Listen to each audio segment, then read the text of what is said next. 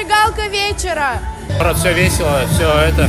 То есть бывает, когда там некоторые моменты, когда кто-то скучает или еще что-то, он подбадривает, ходит. И конкурсы веселые, то есть, ну, все идеально. То есть, ну, я только рад. Певец тоже очень хорошо поет, нам всем понравилось, но в то время он песни все тоже в шутки превращает, и нам очень было весело. Спасибо большое.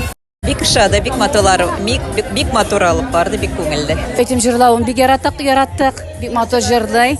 Каттым, илхам алдым, минем әтием илхам, но мен илхам алдым деп әйтегенде.